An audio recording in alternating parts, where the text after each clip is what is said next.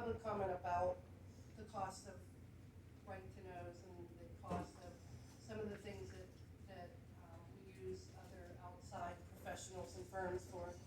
So I came down over the weekend to do some research and to learn some things that I have to vote on.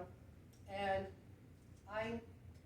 in the back office, in the back, I happened to look over underneath the desk, and there was a binder marked Dupree. Now in this binder marked Dupree is laminated pages of Michelle Dupree's 6 right to knows last year. It is all the correspondence from the attorneys to the secretaries. It's, as you can see, they laminated it. All of the information from Miss Sarah Scott to the secretaries, including some smiley face emojis about how you decided to purposely send my right to know information to the wrong address, costing the taxpayers money, knowingly sending my information to the wrong address, saying, P.S., take a look at the address I sent it to. Knowingly from an attorney who charges the taxpayers of Union Township to do right to knows, is laughing with the staff about how she's purposely sending it to the wrong address. And then the staff decided to put together a file of every correspondence that I did. I can't even imagine what the purpose of creating this file was.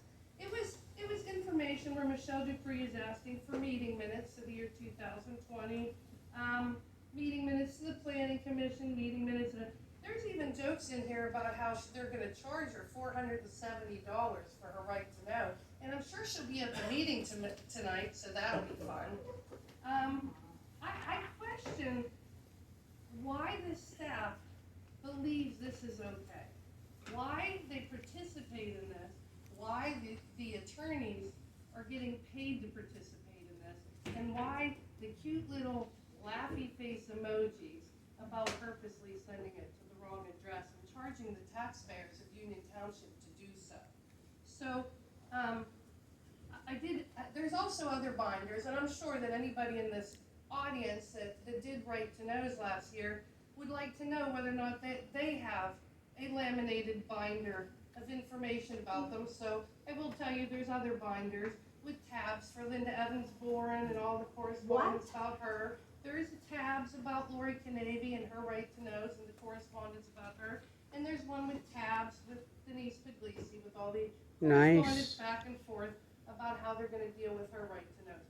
And then in the back there's a couple of miscellaneous ones, and I see that other people got their right to know. They give them one day, like the board chairman's husband did probably more than me, and his are just stamped fulfilled within 5 days. No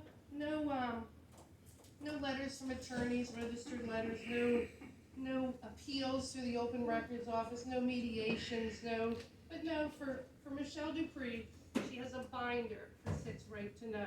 They paid the staff to organize it and categorize it and keep all of the correspondence back and forth from the staff to the attorneys. So I was shocked. I'd like to tell you that I was shocked. Because, you keep personal information about me. I mean, did you guys see these emails? I mean, are you guys aware that the staff is doing emails with attorneys laughing about sending the information to the wrong address on purpose while charging the taxpayers? So now you know. Staff, Bobby, where was this located? I'm in a computer room that nobody's supposed to be in because of the dust and stuff. Was this? I can't tell you the story.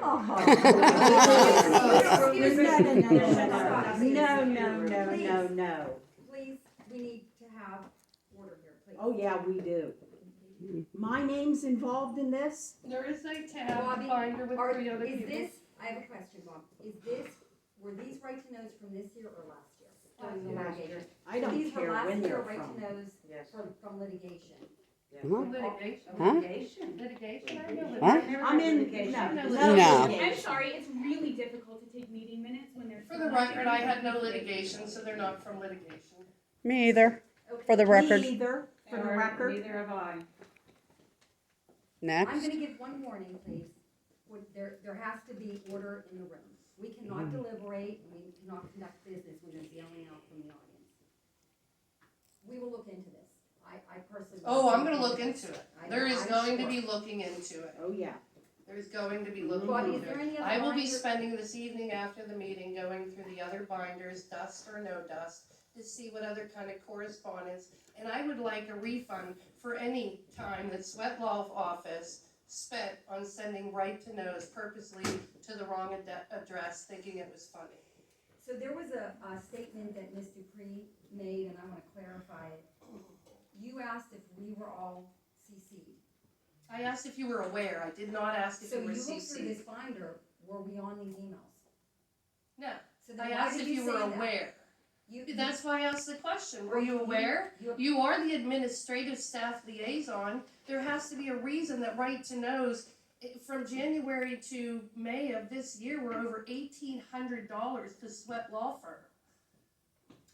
And again, so you asked the entire board if we were aware. However, I didn't know the binder existed. So were any of the supervisors on any of these CCs? Could you, since you know about the binder, could you tell me who authorized you guys to make this binder? Is there a reason the binder was made? Since no one seems to know about the binder? No one authorized any staff to make this? Can I answer, please? Absolutely. It was just an organization because there was so many right to knows and everybody was hitting me with them. So that was the easiest way for me to follow who's got what and where and when they're done and when they're not. So I remember last year coming up to the podium and mentioning that I looked through the Sweat Law Firm bills and I had noticed that it was upwards of $6,000 to handle Michelle Dupree's right to knows, from meeting minutes of the Planning Commission and the Board of Supervisors, meeting minutes to zoning hearing board hearings, which there wasn't any, so I asked for transcripts, of which there wasn't any. So I asked for transcripts of the hearings held to in front of the Board of Supervisors, which I was told that they don't transcribe them, so I was forced to pay to transcribe them, and that was the hilarious $470 I got to pay to transcribe hearings that we don't have transcribed, although there's copies of the transcriptions in the back rooms, and I must have paid for both me and the township to get them transcribed. But you organize them. In every correspondence between Sweat Law Firm and the secretary and it all had to be categorized and kept and organized over meeting minutes. You spent thousands and thousands of dollars on Michelle Dupree's right to know about meeting minutes. It's absurd. It's and as she just said from the Sweat Law Firm bills, that they did have phone calls to different supervisors about right to knows. I question whether or not they don't correspond to my right to know appeals. Okay, any other supervisor comments? Yes, I'd like to. Sir?